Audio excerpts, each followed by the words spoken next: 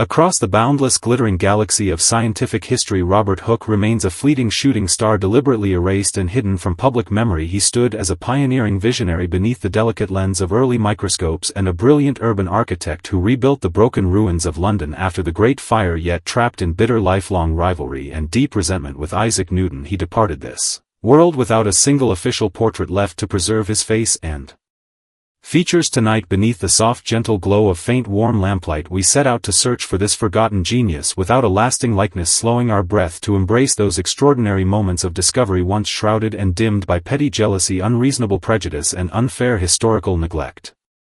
Has anyone truly seen the real face of Robert Hooke? Throughout all recorded history, no complete authentic portrait has survived to this day. No painter's brush ever left a lasting visual record of his appearance. He was hailed as the most versatile all-round scholar of the early scientific age, mastering mechanics, astronomy, microscopy, architecture and invention. Yet trapped forever beneath the towering shadow of Isaac Newton, he faded into a blurred, indistinct shadow on the margins of historical records. This is a tender, sorrowful tale of extraordinary innate talent, wounded human dignity and irreversible historical injustice, drifting softly like a faint night breeze brushing across yellowed ancient pages and quiet old streets of old Norwich. Close your eyes, gently sink into low soothing narration and light a quiet lamp of peace, remembrance and long overdue respect for this towering overlooked giant of early modern science.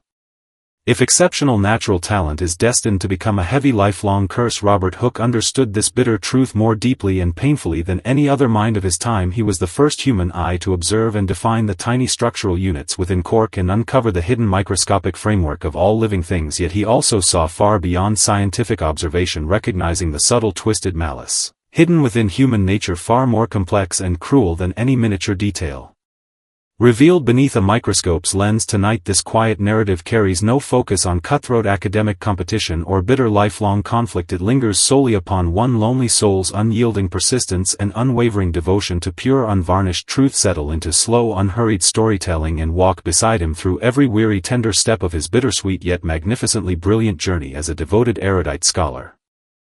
Take a moment to imagine holding one of the sharpest, most innovative minds of an entire era, capable of uncovering the fundamental structural unit of all life, redesigning an entire city reduced to ash and rubble, and crafting countless intricate, delicate mechanical instruments that pushed the boundaries of 17th century innovation. Yet in the quiet aftermath of your final breath, every painted portrait, every personal relic and every trace of your physical identity is systematically swept away, erased and destroyed as if a violent intentional storm had wiped your existence from visible reality. Even centuries later, modern historians, researchers and biographers can only piece together vague, fragmented outlines of his face, relying solely on fragmented written descriptions, second-hand accounts and scattered indirect records. Robert Hooke, the remarkable visionary often known as the Leonardo da Vinci of 17th century London, endured this cruel, unsettling fate of complete visual erasure.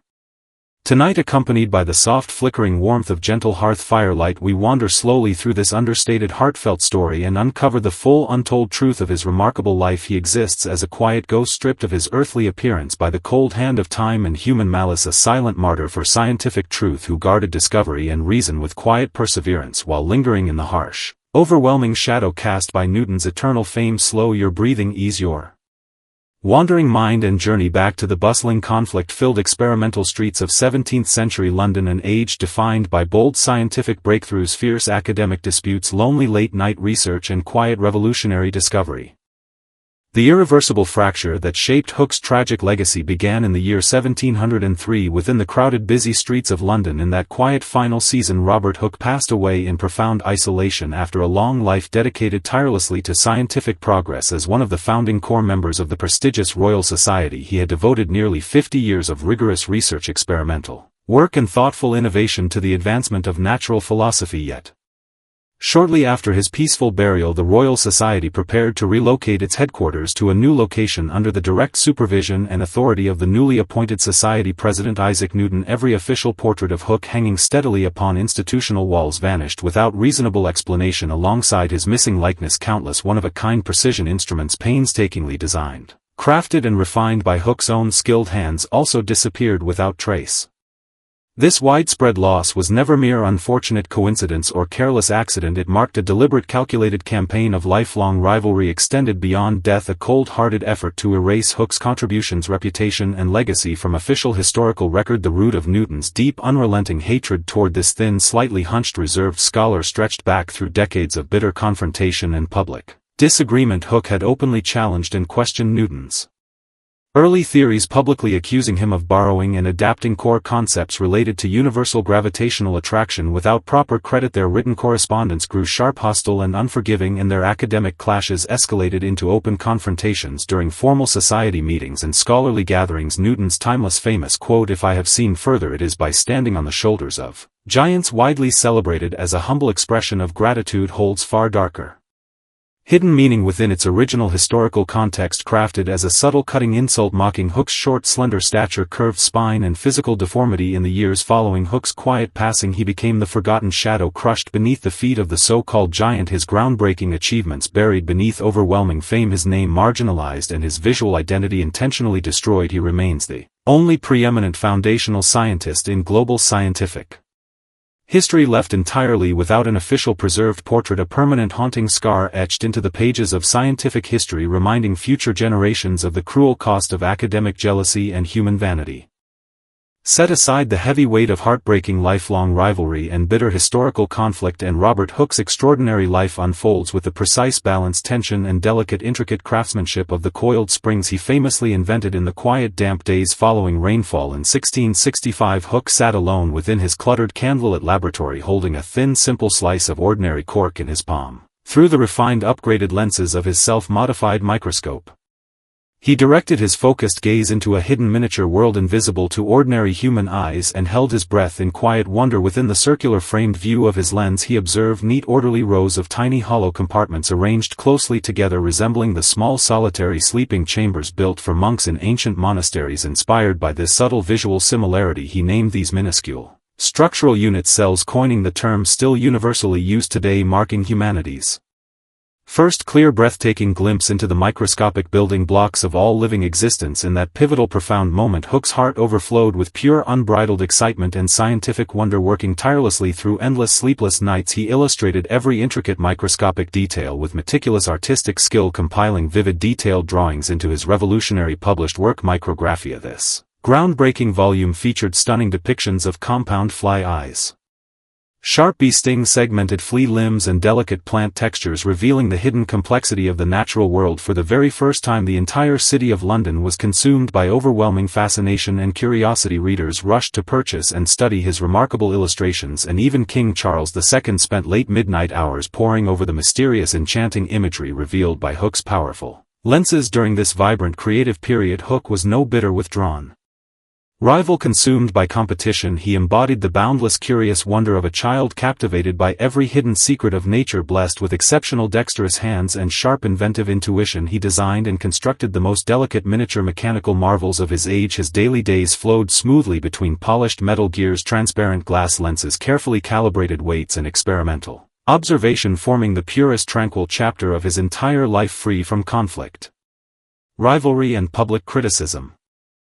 Yet Hooke's boundless intellectual talent stretched far beyond the microscopic realm of hidden cellular structures and tiny organic details, rising to remarkable heights as a practical visionary architect, rebuilding a city reduced to charred ruin and endless ash. In 1666, the catastrophic Great Fire of London swept relentlessly across narrow wooden streets, consuming homes, churches, workshops and public buildings, reducing the entire capital to smoldering wreckage. Widespread ruin and collective despair. Appointed as an official surveyor and reconstruction commissioner, Hooke endured constant physical strain, his body weakened by years of leaning over laboratory equipment and prolonged experimental work, his legs stiff and sore from endless hours of walking across scorched, broken rubble. He measured charred foundations, mapped collapsed districts and analyzed damaged terrain inch by inch, collaborating closely with his loyal dear friend Sir Christopher Wren to redesign and restructure the entire layout of central London. Many iconic historical landmarks still standing in modern London bear the quiet, hidden imprint of Hooke's brilliant mechanical reasoning and structural insight, including the foundational design of the Greenwich Observatory and the ingenious dome engineering of St. Paul's Cathedral. Amid the relentless pressure of large-scale urban reconstruction, he maintained unwavering dedication to scientific inquiry, debating structural stability and urban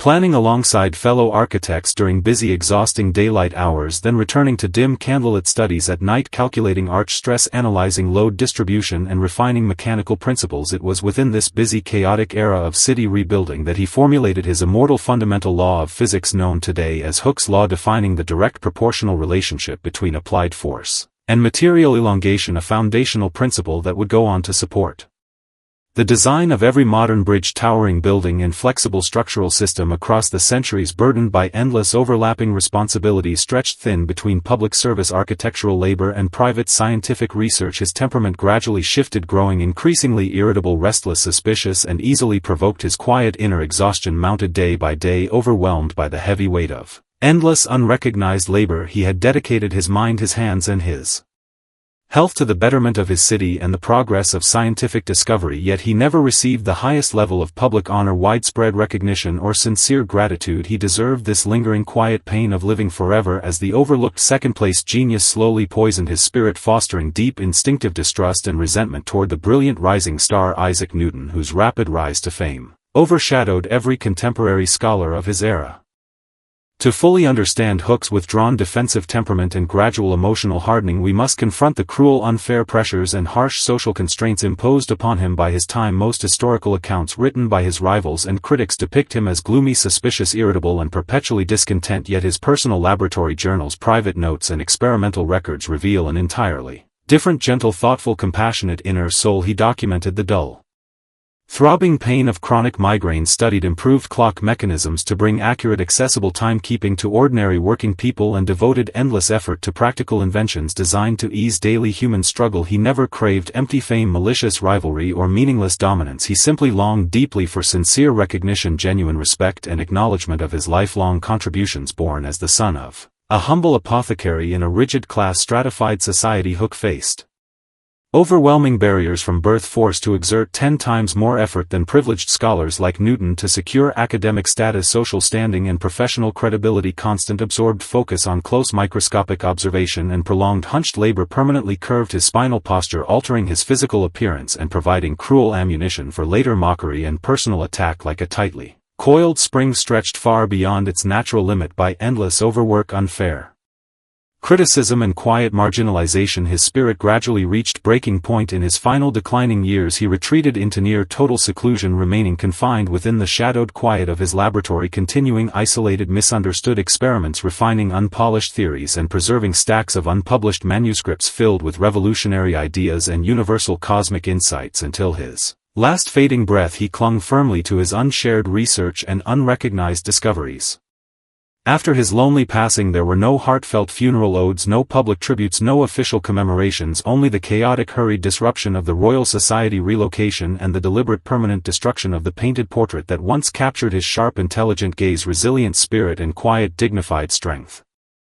The profound life story of Robert Hooke draws slowly to a tender, sorrowful close, wrapped in gentle melancholy and long-delayed reconciliation, returning to the quiet question raised in the opening of this tale: can the intentional destruction of a single portrait truly erase a person's lifelong achievements, historical impact, and eternal legacy? Newton may have claimed victory in the battle for preserved reputation, institutional influence, and lasting visual remembrance, yet Hooke's legacy lingers eternally within every fundamental discovery that shapes modern biology, engineering, and urban development. Every time we speak the universal word cell, every time we cross London's historic redesigned streets, and every time modern engineers apply basic elastic mechanical principles, we encounter the living, breathing legacy of Robert Hooke. He no longer needs a faded, damaged canvas portrait to define his identity. For the entire microscopic world and the rebuilt streets of 17th-century London together form his timeless, enduring monument, carved into the foundations of human knowledge and modern civilization. Today we no longer need to dwell upon the bitter 300-year-old feud, bitter rivalry, and historical unfairness that once divided two great minds. We need only remember one quiet, persistent, lonely genius who peered through tiny glass lenses to expand humanity's understanding of life structure and the boundless hidden mysteries of the universe. Night has fallen deep and calm. All old sorrows, bitter conflicts, forgotten struggles, and erased fragments of history fade away into soft dust between aging pages, sink into slow, gentle narration. Close your eyes peacefully and drift into a serene, profound dream inspired by his quiet observation, delicate curiosity, and unyielding pursuit of truth. May your night be filled with the intricate, subtle beauty of the microscopic world and the soft, gentle light of quiet, unspoken resilience. Good night.